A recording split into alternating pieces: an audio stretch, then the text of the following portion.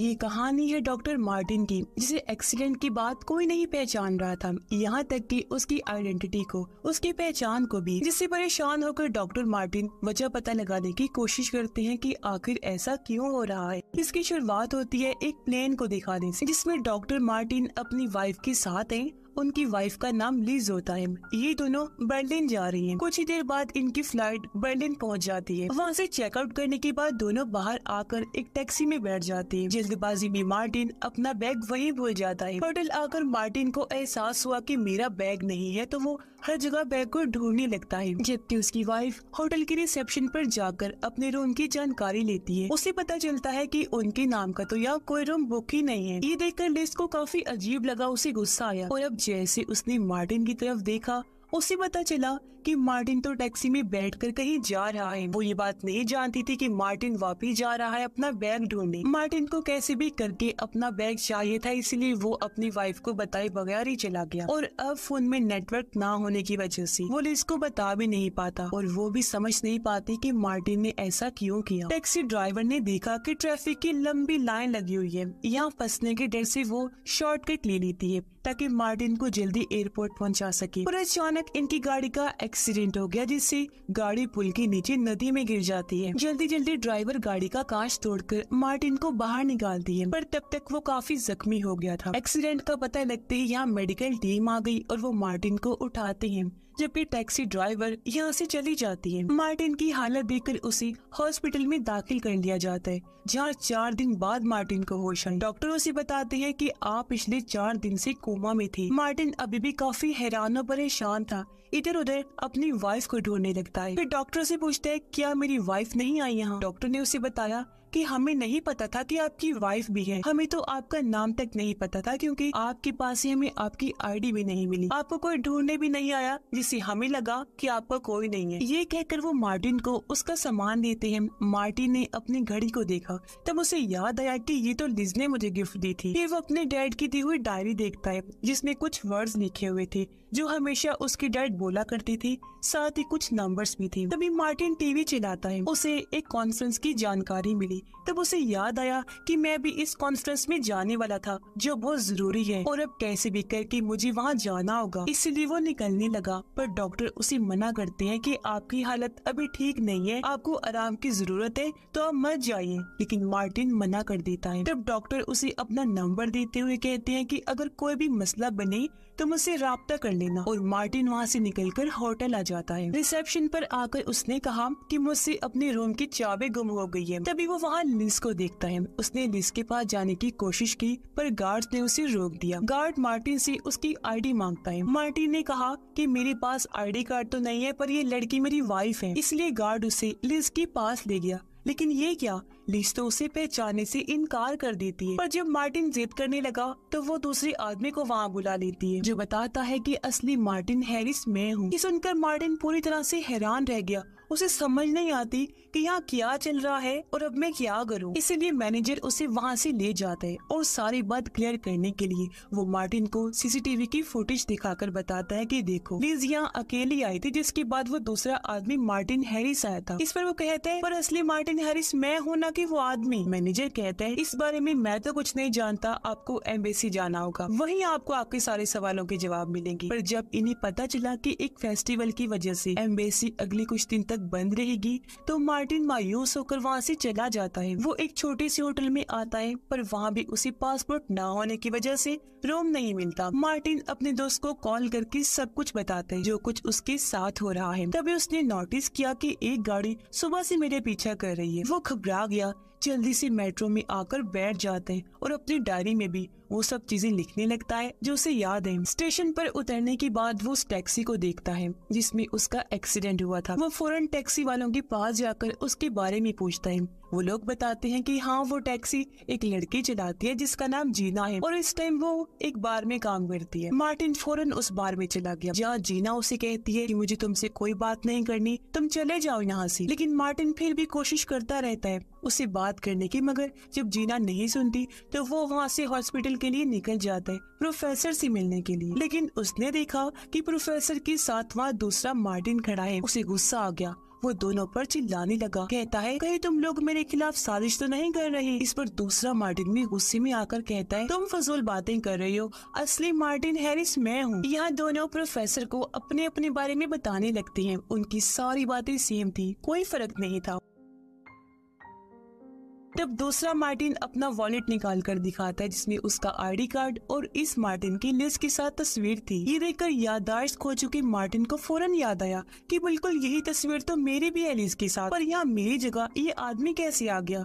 ये सारी चीजें वो बर्दाश्त नहीं कर पाता, उसका दिमाग चकरा जाता है और वो बेहोश होकर नीचे गिर जाता है। मार्टिन को जब होश आई तो नर्स उसके सामने थी। वो मार्टिन को एक डिटेक्टिव का नंबर देते हुए कहती है कि ये तुम्हारी मदद कर सकता है। डॉक्टरों से कहती है कि तुम दिमागी तौर पर अभी भी बीमार हो, तुम्हें आराम की जरूरत है और इसीलिए उस दिन मैं तुम्हें जाने से मना कर रहा था, तुम्हें तब नहीं जाना चाहिए था। मार्टिन कहते हैं अच्छा आप ये बताएं, अगर मैं मार्टिन ना होता तो क्या मुझे मार्टिन के बारे में सारी बातें याद होती? मुझे लगता है कि कुछ बहुत ही बड़ा और गलत हो रहा है जिसके बारे में कोई नहीं जानता। डॉक्टर कहती है हम तुम्हारे कुछ और टेस्ट करवाने वाले हैं। जहाँ मार्टिन को MRI टेस्ट के लिए ले जाया गया, पर टेस्ट होने से पहले वहाँ एक अनजान आदमी आ जाता है जिसे मार्टिन ने स्टेशन पर देखा था और अब वो मार्टिन को ले जाने लगा। नर्स ने जब उसे रोकने की कोशिश की तो आदमी नर्स को मार गिराता है। ये देखकर मार्टिन काफी घबरा गया, जल्दी से वहाँ से भाग जाता है। वो बाहर आकर एम्बुलेंस में बैठ गया और एम्बुलेंस उसे कुछ दूर ले जाकर उतार देती है। मार्टिन सबसे पहले लिज को कॉल करते हैं ताकि एक बार फिर उससे बात करके उसे समझा सके, पर दूसरा मार्टिन फोन उठाता है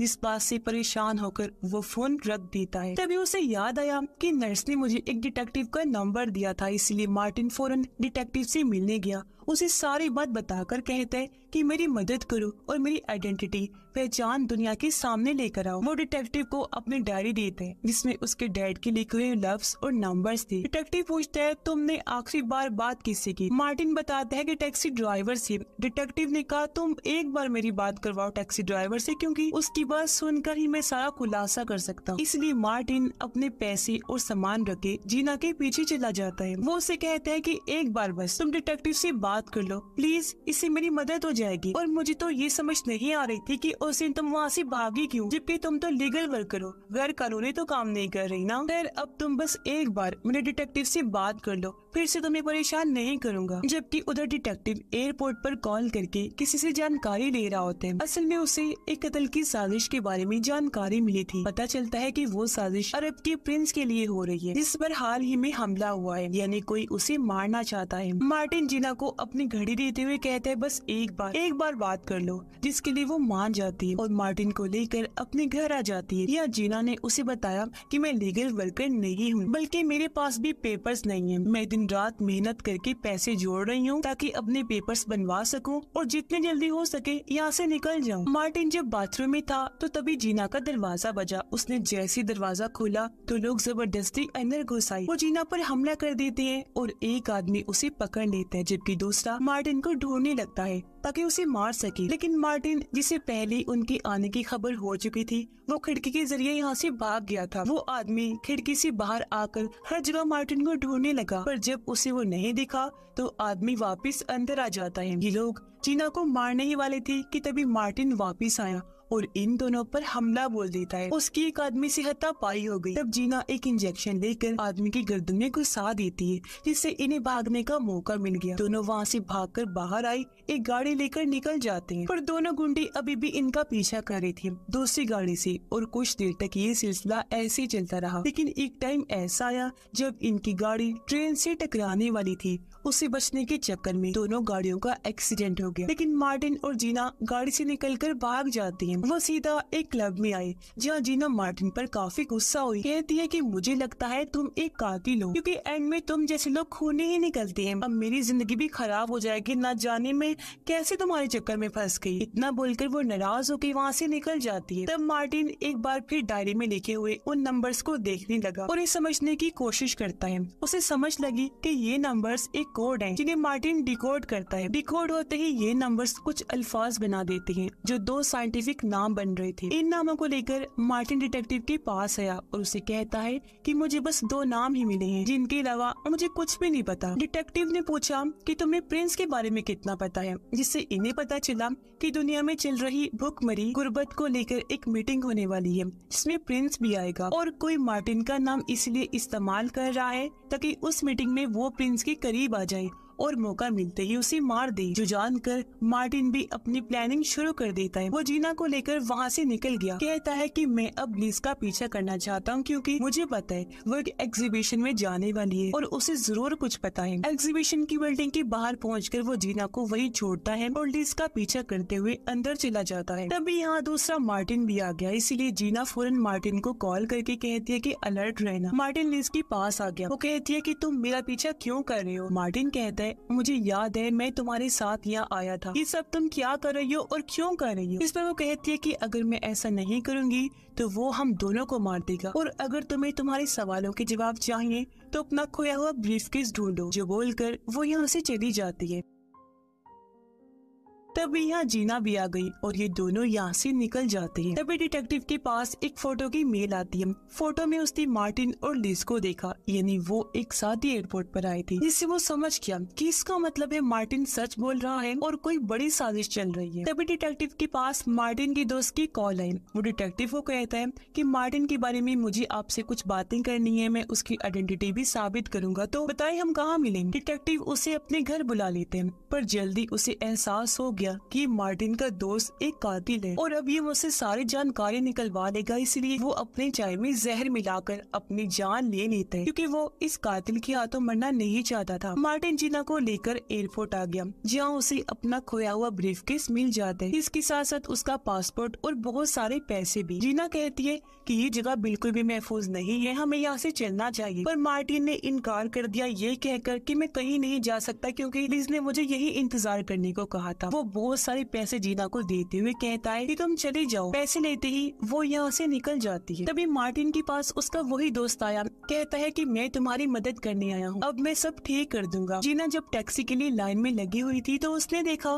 कि कुछ लोग जबरदस्ती मार्टिन को अपने साथ ले जा रहे हैं, तो वो जल्दी से एक टैक्सी चुरा कर मार्टिन वाली गाड़ी का पीछा करती है। मार्टिन का दोस्त उसे एक सुनसान जगह पर ले आया था और उसे पीटने लगता है, फिर बताता है कि सब कुछ हमेशा परफेक्ट अच्छा होते आया है, तुम अपने काम बहुत अच्छे से करते थे, पर इस बार न जाने तुम्हें क्या हो गया। ये कहकर वो उसे बताता है कि तुम मार्टिन हैरिस नहीं हो, ये सारी मनगढ़ंत कहानियां हैं, सारी चीजों को मैंने प्लान किया, तुम्हें मार्टिन बनाकर यहाँ भेजने वाला भी मैं ही हूँ, पर तुमने सब कुछ खराब कर दिया। इतना बोलकर वो मार्टिन को मारने की तैयारी करता है। तब मार्टिन उससे पूछता है अच्छा अब ये बताओ कि मैं आखिर हूँ कौन। वो जवाब देता है कि तुम एक पेशावर कातिल हो, तुम्हारा काम ही लोगों को मारना है, तुम यहाँ भी प्रिंस को मारने आई थी, पर तुमने सब गड़बड़ कर दी, इसलिए अब तुम मरने वाले। इतना कहकर उसने अपने साथी को कहा कि मार्टिन की जान ले लो। वो उसे मार ही देता, पर ऐन वक्त पर यहाँ जीना आ गई। वो उस आदमी को धक्का मारकर उनकी गाड़ी भी ठोक देती है। इस गाड़ी में ब्लास्ट हुआ और मार्टिन की दोस्त समेत सब लोग मारे जाते हैं। मार्टिन अपने दोस्त का बैग चेक करता है, जिसमें उसे मार्टिन के बहुत सारे पासपोर्ट्स मिलते हैं, लेकिन सब पर अलग अलग नाम थे, जिससे मार्टिन को कंफर्म हो गया कि हाँ सच में मैं कातिल ही हूँ और आज रात ये लोग प्रिंस को मारने वाले हैं, जिन्हें कैसे भी करके मुझे रोकना है। हम प्रिंस को देखते हैं जो मीटिंग में आ चुका है, यहाँ प्रोफेसर भी है और लिज भी सारी प्लानिंग की तैयारी कर रही है। वो प्रिंस का वेलकम करती है। तभी यहाँ मार्टिन और जीना भी आ गई, जो पीछे के दरवाजे से अंदर आने की कोशिश करते हैं, पर सिक्योरिटी वाले दोनों को पकड़ लेते हैं। मार्टिन उनसे कहते हैं जल्दी सारे लोगों को यहाँ से बाहर निकालो, क्योंकि मैंने यहाँ बॉम्ब लगाया हुआ है, वो भी 3 महीने पहले लगाया था, जिसे आज ब्लास्ट करना है। ये सुनकर वो लोग 3 महीने पहले की फुटेज चेक करते हैं। उन्हें पता चल गया कि हाँ मार्टिन सच कह रहा है। 3 महीने पहले मार्टिन और लिज यहाँ आए थे और उन्होंने बॉम्ब लगाया था, और अब लिज उस बॉम्ब को स्टार्ट कर देती है। ये बात होटल स्टाफ को भी पता लग गई थी, इसलिए वो सब लोगों को बाहर निकालने लगते हैं, जिनमें प्रिंस भी था, वो भी जाने लगता है। इसलिए लिज को एहसास हो गया कि अब बॉम्ब ब्लास्ट करने का कोई फायदा नहीं है। और वो बॉम्ब को डीएक्टिवेट करने के लिए चली जाती है। तब यहाँ मार्टिन प्रोफेसर को देखता है जो अपनी दोनों बेटियों के साथ आए हुए थे। मार्टिन को दोनों बच्चियों के नाम पता चलती हैं, जो वही साइंटिफिक नाम थे जो उसे अपनी डायरी के कोड को डिकोड करने से पता चले थे। तब मार्टिन को समझ आ गया कि इन लोगों का टारगेट प्रिंस नहीं है बल्कि प्रोफेसर है, क्योंकि ये लोग प्रोफेसर की रिसर्च को हासिल करना चाहते हैं, क्योंकि ये एक ऐसी रिसर्च है जिसमें दुनिया की गुर्बत एक ही झटके में खत्म हो सकती है। पर हाँ, अगर ये रिसर्च गलत हाथों में चलेगी तो बहुत बड़ी गड़बड़ हो जाएगी। तो आज ये लोग कैसे भी करके प्रोफेसर को मार देंगे, इसलिए मार्टिन प्रोफेसर के पास जाने लगा उन्हें बचाने के लिए। तभी दूसरा मार्टिन भी आ जाता है प्रोफेसर को मारने के लिए। पर रास्ते में जब दोनों का सामना हुआ तो उनकी खतरनाक लड़ाई होने लगती है। इसी बीच लिज भी बॉम्ब तक पहुंच गई, लेकिन बॉम्ब को डीएक्टिवेट करने से पहले बॉम्ब फट गया और लिज की मौत हो जाती है। मार्टिन भी दूसरे मार्टिन को मार देता है और जीना इस वाले मार्टिन को लेकर बाहर आई। इस हादसे में सिर्फ लिज की जान ही गई थी, जबकि बाकी सब लोगों को बचा लिया गया था, और मेन आदमी प्रोफेसर को भी। प्रोफेसर जल्दी अपनी कॉन्फ्रेंस को पूरा करके दुनिया को एक नई फसल के बारे में बताते हैं, जिसकी तादाद इतनी ज्यादा होगी कि दुनिया में गुर्बत, खाने पीने की किल्लत खत्म हो जाएगी, जिससे सब लोग बहुत ज्यादा खुश हो जाते हैं। मार्टिन जीना को एक नकली पासपोर्ट बनवा कर देता है और अपनी भी एक दूसरी आइडेंटिटी, जिसके बाद दोनों वहाँ से निकल जाते हैं अपनी जिंदगी के नए सफर पर, जहाँ वो एक साथ रहने का फैसला करते हैं। और ये कहानी भी